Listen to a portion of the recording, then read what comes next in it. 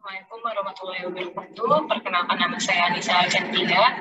Di sini saya akan mempresentasikan mengenai klasifikasi alkaloid dan biosintesisnya.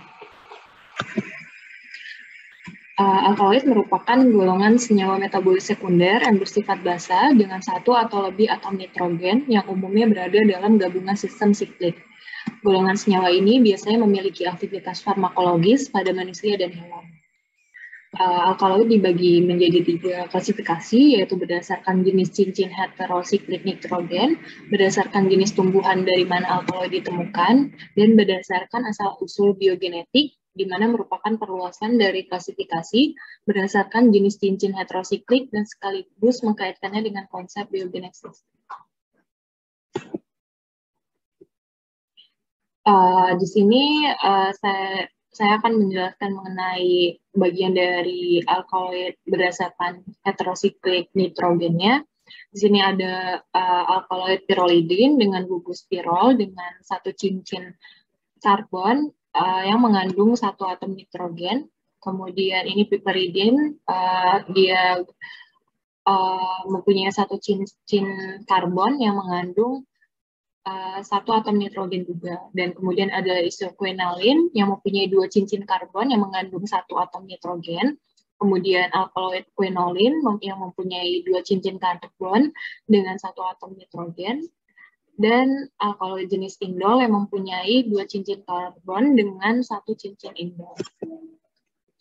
Kemudian berdasarkan hasil review minggu lalu akan saya tampilkan beberapa jenis alkaloid yang dari laut, yang ini merupakan jenis dari alkaloid yang baru, yaitu ada luteoalbusin, kemudian arpiron yang mengandung gugus hidroksipiridon, kemudian seriolaktam yang mengandung kerangka poliketida, dan gutaryl cytoviridin yang mengandung alkaloid azapilon, kemudian sequinadolin yang mengandung gugus kerangka dasar quinolin, kemudian ada kristatumin yang mengandung kerangka dasar alkaloid jenis indol.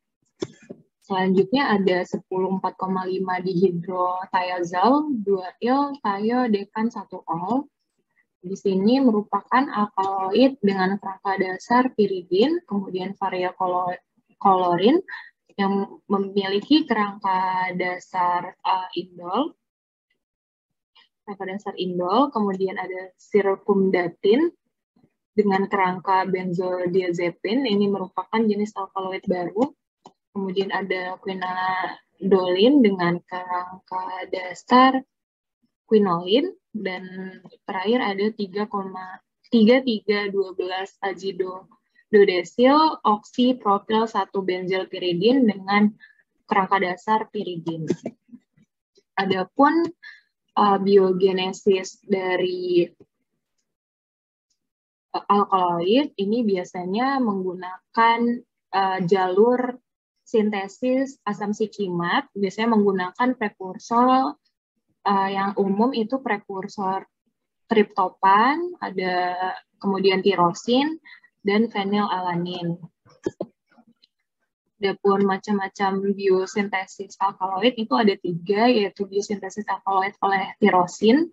Jadi untuk jika menggunakan prekursor tirosin, ini biasanya untuk alkaloid jenis isoquinolin, kemudian kalau prekursornya fenilalanin ini mengandung beta-feniletilamin, dan contohnya dari biosintesis ini ada dopamin, eperiferin, meskalin, efedrin, kodein, morfin, dan lainnya. Kemudian dengan prekursor lisin ini biasanya digunakan untuk jenis alkaloid piperidin, piridin, dan quinolizin. Contohnya ada anaperin, sedamin, peletrin, nikotin, dan lainnya. Kemudian untuk prekursor triptofan, ini biasanya untuk jenis alkaloid yang mengandung cincin indol.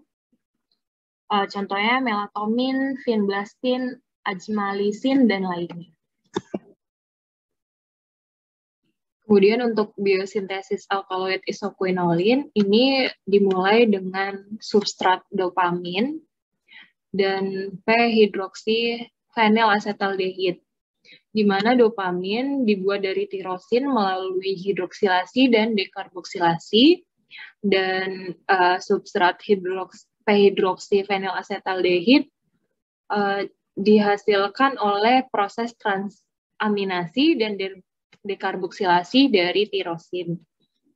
Kondensasi dopamin dan p-hidroksifenilacetaldehid dikatalisis oleh norkoklaurin sintase untuk membentuk es norkoklaurin. Salah satu gugus hidroksi dari es norkoklaurin dimetilasi oleh 6-OMT untuk menghasilkan es koklaurin. Kemudian zat antara yang dihasilkan dilakukan N-metilasi untuk menghasilkan N-metilklaurin, di mana N-metilkoklaurin tadi dilakukan hidroksilasi oleh enzim yang bergantung pada P450, yaitu enzim CYP80B, dan N-metilkoklaurin 3 hidroksilase. Gugus 4 hidroksil kemudian dimetilasi oleh enzim 4-OMT untuk menghasilkan es retikulin, yaitu zat antara biosintetik umum untuk berberin, benzofenantridin, dan alkaloid morfinan, di mana pada jalur biosintesis ini kemudian akan ada percabangan untuk menghasilkan kelas strukturan yang berbeda dari alkaloid isoquinolin. Kemudian untuk biosintesis alkaloid purin, yaitu kafein, dimulai dengan tahapan metilasi santosin oleh enzim santosin N-metil transferase untuk menghasilkan metil santosin. Selanjutnya, N-metil santosin diubah menjadi N-metil santin oleh metil santin nukleosidase yang selanjutnya diubah menjadi teobromin menggunakan metil santin N-metil transferase dan menghasilkan reaksi akhir kafein yang tahapan ini menggunakan enzim dimetil santin N-metil transferase.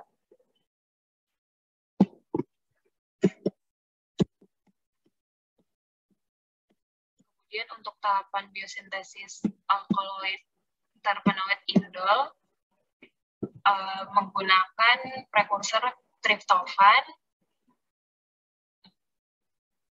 yang diubah menjadi triptamin menggunakan enzim triptofan dekarboksilase, yang selanjutnya enzim triptosidin sintase melakukan kondensasi peptide springer stereoselektif antara triptamin dan sekologanin untuk menghasilkan streptosidin.